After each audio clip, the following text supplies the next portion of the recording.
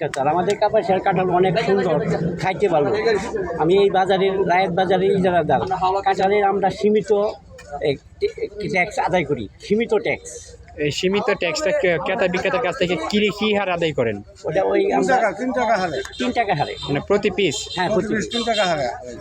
এই বাজারের কাঁঠাল কোন কোন জেলাতে যাচ্ছে রপ্তানি করছেন? ওই সিলেট, নোয়াখালী, বরিশাল।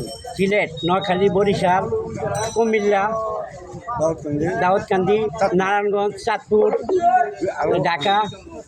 আমরা জানি যে কাপাসিয়ার কাঁঠাল বিখ্যাত কাঁঠাল। কেন কাপাসিয়ার কাঁঠালকে বিখ্যাত বলা হয়? লাল মাটি দিকা, আমাদের মাটি হলো লাল মাটি। লাল মাটির কাঁঠাল খাইতে স্বাদ, এই জন্য বিখ্যাত বলা হয়। এই জন্য বিখ্যাত। কাঁঠাল নিয়ে আপনারা যারা কাঁঠাল চাষি বা বাগানের মালিক রয়েছেন, তারা কি ধরনের চিন্তা ভাবনা করছে আগামীতে? আগামীতে তারা ভালো চিন্তা ভাবনা করছে, মানে বিক্রি করে যে ভালো টাকা মানে অর্জন করা যায়। কাঁঠালের দাম কিরকম? মোটামুটি ভালো, কিছু ভালো হয়েছে। আপনাদের পক্ষ থেকে কাঁঠালকে সংরক্ষণ করে দীর্ঘদিন রেখে বিক্রি করার জন্য স্থানীয় প্রশাসনের কাছে কোনো দাবি আছে কিনা? দাবি আছে। কিরকম দাবি? দাবিটা কি সেটা? রাখতে পারি, যদি গাছে তো রাখতেই পারা না, মানে পাইকা যেতে থাকে কাঁঠাল। এটাকে যদি সংরক্ষণ করে কিছুদিন পর বিক্রি করা যায়, সেক্ষেত্রে কি ধরনের লাভবান হবেন? অনেক লাভবান। যেমন আমরা একটু কথা বলার চেষ্টা করব যে একজন পাইকার রয়েছেন ওনার সাথে, যে এই কাঁঠাল যে বিভিন্ন জায়গায় আপনারা নিয়ে যাচ্ছেন, এই কাপাসিয়ার ঐতিহ্যবাহী কাঁঠাল, এগুলো আসলে এই বাজার থেকে কেন আপনারা পছন্দ করলেন? এই বাজারটা আমরা কাঁঠাল নিলে ওই জায়গায় বিক্রি যেসব জায়গায় আমরা নিই, ওই সব জায়গায় বেশি দামে বিক্রি করতে পারি। কাঁঠাল ভালো, খাইতে ভালো। গুণগত মান এবং স্বাদের দিক থেকে এই কাঁঠালগুলো আসলে কেমন ধরনের সাড়া পাচ্ছেন ক্রেতাদের কাছ থেকে? অনেক অনেক। এখান থেকে কাঁঠাল পার পিস বা কি হারে কিনে নিচ্ছেন আপনারা? 50, 60, 70। বিক্রি করতে গেলে ভাড়া দিয়ে আপনাদের কেমন দরে বিক্রি করছেন? 110, 20। আপনারা কি এই বাজার থেকে অর্থাৎ গাজীপুরের যে কাপাসিয়ার ঐতিহ্যবাহী কাঁঠাল, সেটিকে এখান থেকে নিয়ে সরবরাহ বা ব্যবসা করছেন, এতে আপনারা সন্তুষ্ট কিনা? হ্যাঁ, আমরা অনেক সন্তুষ্ট। কি বলবেন আসলে কাপাসিয়ার কাঁঠালকে নিয়ে? কাপাসিয়ার কাঁঠাল অত্যন্ত ভালো। কাপাসিয়ার মানুষকে ধন্যবাদ জানাই এই এলাকার কাঁঠালের জন্য। দর্শক দেখছিলেন কাঁঠাল যাচ্ছে দেশের প্রত্যন্ত অঞ্চলে, যেখানে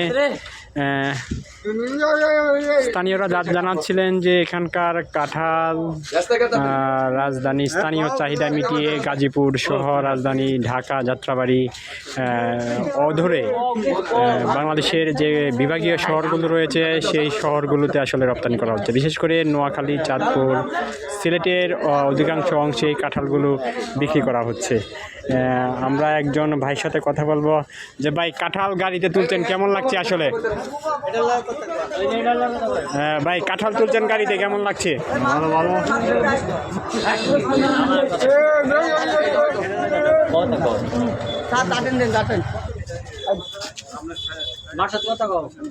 দর্শক একে একে করে এরকমভাবেই গাড়িতে উঠছে কাঁঠাল, আর এই কাঁঠালগুলো আসলে সেই কাপাসিয়ার গুন্ডি পেরিয়ে, অর্থাৎ গাজীপুরের গুন্ডি পেরিয়ে রাজধানী ঢাকা সহ দেশের বিভিন্ন প্রান্তরে নিয়ে যাওয়া হচ্ছে।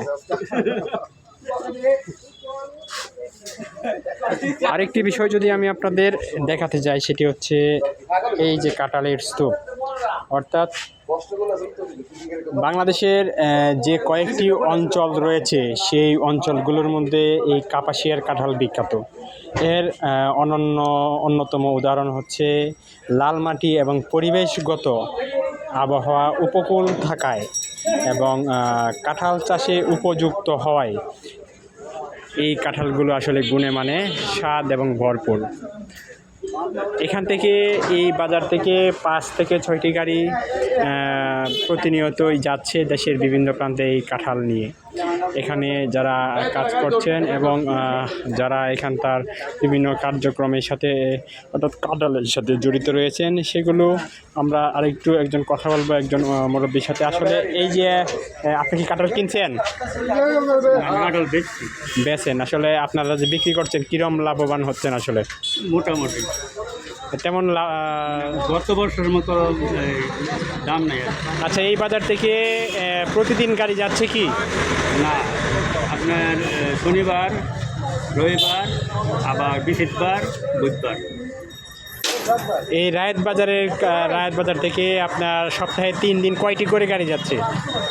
12-13টা বড় গাড়ি ডিস্ট্রিক্ট দেশের বিভিন্ন প্রান্তরে নিয়ে যাচ্ছে। দর্শক দেখছিলেন যে আসলে কাঁঠালগুলো নিয়ে যাচ্ছে দেশের বিভিন্ন প্রান্তরে, এবং এখানে এই ছিল গাজীপুরের কাপাসিয়ার রায়েত বাজারের কাঁঠালের বাজার থেকে